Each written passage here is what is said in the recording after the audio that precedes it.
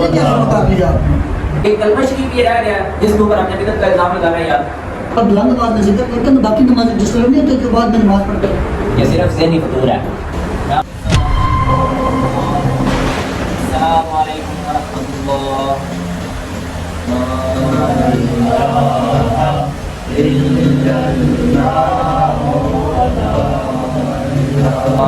بھائی صاحب مجھے کیا شروع کر لیا آپ نے؟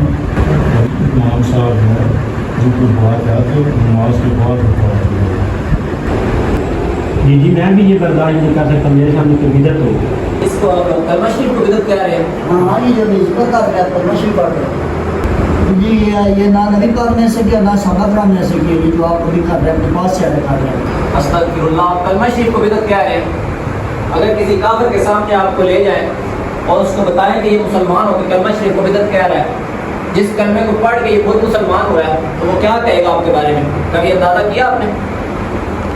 امام صاحب آپ بات کو گھمائے نہیں. میں کلمہ شریف کو بدعت نہیں کہہ رہا. جو آپ اونچی آواز میں بھی ذکر کر رہے ہیں میں اس کو بدعت کہہ رہا ہوں. اچھی بات ہے. آپ لوگوں کو یہ سن کے بڑی خوشی ہوئی ہے مجھے کہ آپ لوگ بدعت برداشت نہیں کرتے.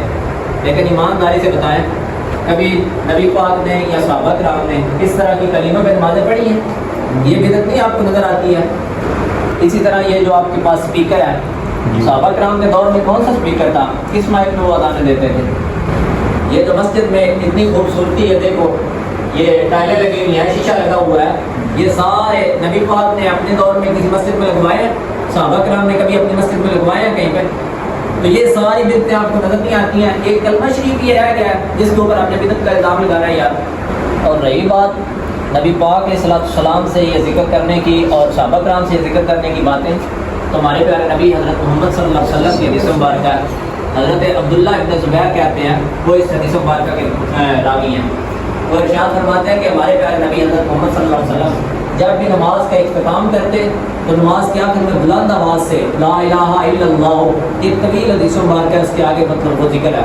تو اتنی بلند آواز میں وہ کہتے ہیں کہ ہم باہر جو ہوتے تھے نا، جو نماز سے تھوڑی دیر ہو جاتی ہے، ہمیں لیٹ ہو جاتے تھے، ہم وہ آواز سن کے پہچان جاتے ہیں کہ جماعت ہو چکی ہے. اتنی بلند آواز سے وہ کہا کرتے تھے. امام صاحب آپ کی ساری باتیں ٹھیک ہوگی، مگر جب آپ بلند آواز میں ذکر کرتے ہیں تو باقی نماز جس طرح نہیں ہوتے جو بعد میں نماز پڑھتے ہیں. کوئی ایسی بات نہیں میرے بھائی، یہ صرف ذہنی فطور ہے. میں آپ کو بتا نہیں رہا حدیث مبارکہ ہے کہ نبی پاک اور صحابہ کرام اتنی بلند آواز سے ذکر کرتے تھے کہ باہر والے سن لیتے تھے. تو اس کے علاوہ آپ کو بلند آواز سے یہ جو ذہنی فطور بنا ہوا ہے نا، یہ دیکھ لیں ابھی عید کے دن گزرے ہیں نا، ایام تشریق تھے، بڑی عید کے دن، عید الاضحیٰ کے جو ایام ہوتے ہیں 5، ان میں بلند آواز سے اونچی آواز میں، مطلب جماعت سے جب فارغ ہوتے ہیں فرض نماز پڑھ کے، اس کے بعد اونچی آواز سے ایک بار تکبیر کہنا آپ کو پتہ ہے واجب ہے. تو شریعت جب خود کہہ رہی ہے کہ نماز کے بعد بلند آواز سے تکبیرات کہو، مطلب اللہ کا ذکر کرو، تو ہم یہ جو جب کلمہ شریف پڑھ لیتے ہیں لا الہ الا اللہ، تو اس میں کیا حال ہے؟ ہم کتنی گمراہی کے راستے پڑھتے ہیں. آئے ہم مل کر ابھی کلمہ شریف پڑھتے ہیں.